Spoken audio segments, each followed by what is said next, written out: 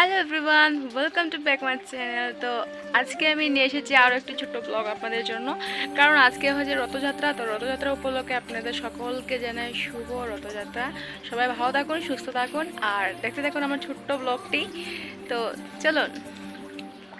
তো রথযাত্রার দিনে ঠাকুর জগন্নাথ উনি যাবেন ওনার মাসির বাড়িতে, আর আমার পাখি আসবে না আমার কাছে, এটা তো হতেই পারে না। তো আমার পাখি এসেছিলো ওই দিন, এই জন্য আমি অনেক অনেক অনেক খুশি ছিলাম। আর এখানে পাখি এসে শুরু করেছে ওর ঠিঙ্গাচি খাওয়া। আর এদিক দিয়ে আমাদের ছোটোখাটো রথও রেডি হয়ে গিয়েছে। তো এখন ঠাকুরকে বসানো হবে, আর একটু অপেক্ষা করা হচ্ছে যে আরও লোকজন হয়তো আসতে পারে। তো সবাই আসলে একসঙ্গে আমরা সবাই বের হব। তো দেখছি আমরা আমাদের রথ নিয়ে বেশি একটা দূরে যদিও যাব না, তো অল্প জায়গা ঘুরে এসে আবার সেই এখানে মন্দিরের পাশে আমাদের ব্রাহ্মণ যেটু রয়েছেন ওনার ঘরেই ঠাকুর জগন্নাথকে রাখা হবে।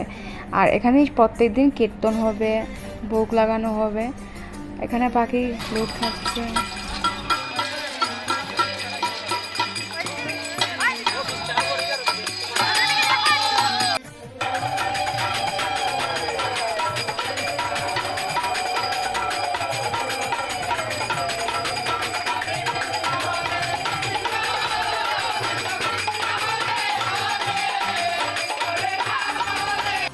তো প্রথম রথযাত্রার পরের দিন থেকে শুরু হয়ে গেছে আমাদের এখানে।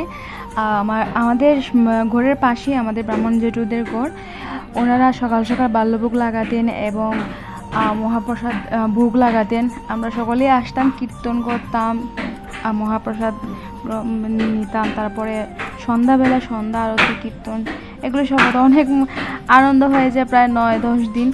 এখন তো জগন্নাথ চলে গেছেন, আমি এখন ব্লগটি বানাচ্ছি আর ভাবছি যে দিনগুলো অনেক খুব সুন্দর ছিল।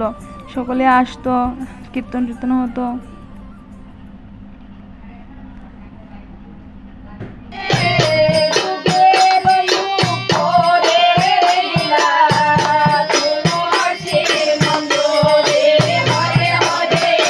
এই করতে করতে 8-9 দিনে চলে গেল। এবার ফিরার রথ আমাদের জগন্নাথ ঠাকুর চলে যাবে। তো সর্বশেষ দিনে এই প্রসাদ এখানে তৈরি হয়েছে। ওই দিনে তো অনেক লোকজন এসেছিলো, আর যেটু ওই দিন জেঠুমনিকেও সাহায্য করেছিল, কারণ জেঠুমনি একা হাতে তো সবটা সামলাতে পারবে না।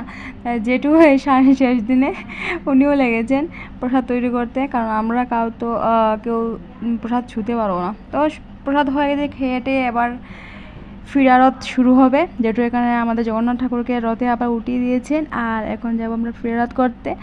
এতটুকুই ছিল আমার ব্লগ। সবাই ভালো থাকবেন, সুস্থ থাকবেন, জগন্নাথ ঠাকুর সবাইকে যেন অনেক কৃপা করেন, এই আশার। ব্লগগুলো ভালো লাগলে প্লিজ অবশ্যই সাবস্ক্রাইব করে নেবেন। Thank you so much, thank you.